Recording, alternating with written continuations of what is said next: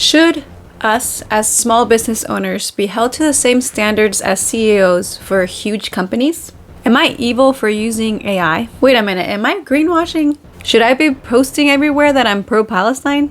Maybe, maybe not. In this video of Chisme time, this is part 2, I'm gonna be diving into all this and we're just gonna talk about it. So grab a drink, come join me. Oh, that's hot.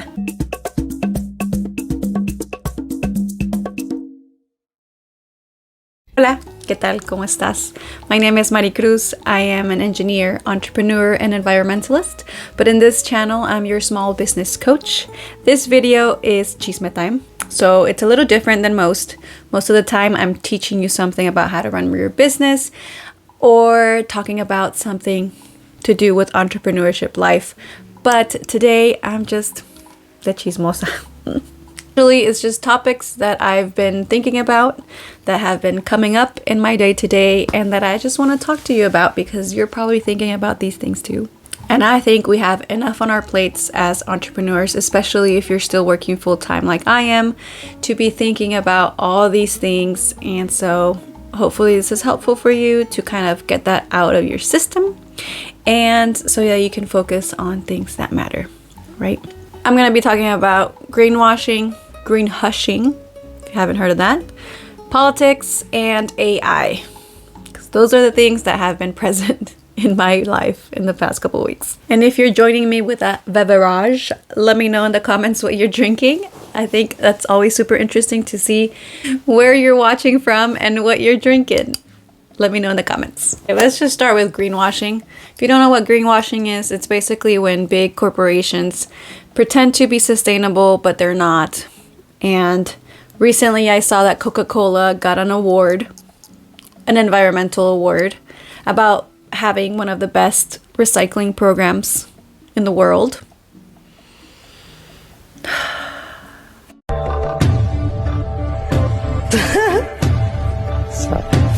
You know, Coca-Cola is actually known as the main polluter of plastic pollution in the world. So about 50% of the world's plastic pollution can be tied back to Coca-Cola.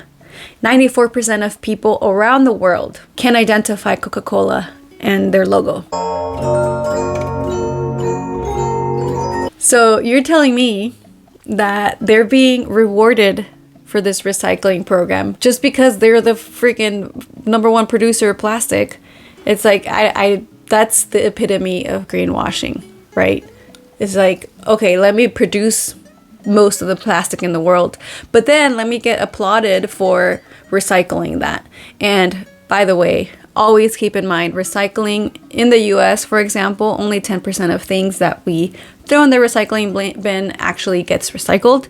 Some of it gets shipped overseas, most of it gets burnt, and most of it just ends up in the landfill. Not to mention that this recycling program that they're doing, like most recycling programs, puts the responsibility on us as the consumer.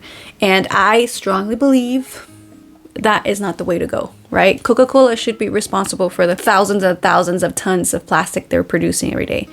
Like, oh, I'm so glad I'm drinking a calming tea because this gets me heated, y'all. And yet we have somebody owning a small business that doesn't claim to be a sustainable business because they have a piece of plastic somewhere in their supply chain. And that's just like crazy to me because there's no way that the impact that your small business has could ever even get near half of the impact that a company like Coca-Cola has, right? And this is actually what greenhushing is. Greenhushing is when businesses keep their sustainability goals to themselves or the sustainability practice to themselves because they're scared that they will be labeled as greenwashers because they're not perfectly 100% environmentally sustainable. A good example here, for example, my other company, Sunmud, go check them out. We have a serum that we have an aluminum bottle for, but we still have the plastic cap. I'm not going to greenhush and say that Sunmud is not a sustainable company just because that one little plastic cap that we have in our serum, which is just one of our products, right? We have so many other sustainability initiatives, and the sustainability market is such a good market to get into right now. It's such a growing market that I'm not going to limit my company or myself in saying that we can't make sustainability claims because we have that one plastic part. Neither should you. And you shouldn't start canceling people because they're not perfectly sustainable, especially if they're a small business. If they're a big corporation, go ahead and cancel them. Like, stop buying Coca-Cola. Like, I'm so over it. Ya basta de estupideces. Now, I've also been thinking a lot about politics. As we all know, there's been some happenings in that realm.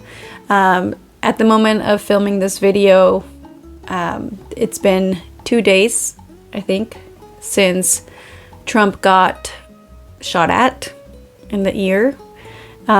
So it's been bringing up a lot of things, right? And I've been seeing it a lot on Instagram and in my emails and in my feeds that a lot of companies are coming out in support of Trump. Which, I mean, support who you want to support, right? But it got me thinking of small businesses, right? And how we maybe put pressure on ourselves to be on top of everything. And this is sort of like in my opinion, for my businesses, not all business owners, especially for small businesses, actually only for small businesses, have to be putting everything out there. We already give so much to our businesses that I feel like adding that layer of stress is unnecessary, and it shouldn't be expected from small business owners by their clients. I understand that we want to support, and I always preach this, right? Support with your values, right? People and companies that hold your own values. But wow, it's so overwhelming. I personally think that it's just an added stress to a small business owner. So I guess what I'm just trying to say, I'm going to start a conversation about it. And if you have your small businesses that you support, don't stop supporting them just because they forgot to mention, that they're pro-Palestine, or they forgot to disclose their political views. I feel like it shouldn't be a mandatory thing. But that's just me. You do what you want. This is just a chisme, okay? I've been hearing some chismes around, like, oh, I'm not gonna support this person because I have no idea if they support this or that. Big corporations, they have a lot more power in the economy. They have a lot more power in the world. So I'm totally like, if they disclose it, then I'm gonna make my own decisions based on those disclosures, right? And then there's this little thing called AI, artificial intelligence, taking over the world. And honestly, in the entrepreneurship world, it's really taking over because it's just so useful, right? There's little things that you don't have to spend hours and hours on because AI can do it for you, like research, like content creation, like designing freaking website. This is wild what AI can do, or picking your name, right? I have a video on how to use AI to pick your name. And so it's really taking over entrepreneurship by a storm, and I think the world by a storm. But a lot of people don't know that actually AI is not very sustainable. Of course, there's all this ethical side as well of like, we're giving our lives to artificial intelligence, but there's also the sustainability side. So environmentally speaking, this data that we are generating, like these terabytes of data every second that we're generating, have to be stored somewhere. It's not just in the cloud. I know we say there's a cloud of data somewhere, but it's not an actual cloud. It's actual physical buildings with physical hard drives that are keeping all of this data for you. These huge buildings full of computers and, hard drives that require cooling that require all these electronics that go into it, that require fans. I already said cooling. You know, they require a lot of things, right? It's a physical thing that's there, and that's not sustainable at all, right? You're taking over land, you're taking over, you're using resources for the electronics, you are cooling. Sometimes these are air conditioned fans. It's not the most sustainable thing. But am I evil for using it for my small business? Maybe, maybe not. I mean, I guess it depends who you ask. What I do want to say here is that my little Menos Waste business, compared to, for example, Google and how they're using AI and all the data that they're storing, is just like a little piece of sand, right? And a whole beach. Like there's just no comparison. So I don't want you to feel guilty for using AI, because it is so useful. If you're using AI to pick your name, you're not evil. If I'm using AI to repurpose content, probably not that evil. You know, I don't know. We're really doing so much, you know, as entrepreneurs. But what do you think? I am gonna throw it back at you. In this chisme, I mean, I can't just be over here chismeando by myself, you know? In this chisme, like, do you feel bad for using AI? Do you think people shouldn't?